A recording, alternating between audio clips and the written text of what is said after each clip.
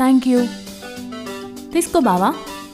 వెలుగులు జిలుగులు గ్రేటర్ హైదరాబాద్ అన్నావు. ఇక్కడ ఐస్ క్రీమ్ అతను తప్ప ఎవరు లేరు. సిటీకి కూడా కాస్త నిద్ర వస్తుంది కదా. అయినా ఈ టైంలో ఐస్ క్రీమ్ కన్నా గొప్పదేముంటుంది చెప్పు.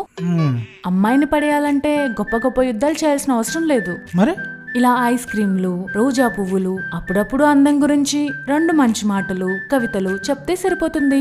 ఇవే ఎవర్గ్రీన్. వద్దమ్మా, అమ్మాయిలు వద్దు, లవ్ వద్దు. ఏం బావా, ఏమైనా ప్రాబ్లమా? చిచ్చి, ఆ నోటికి అసలు మంచి మాటలే రావా? కంత్రిదాను.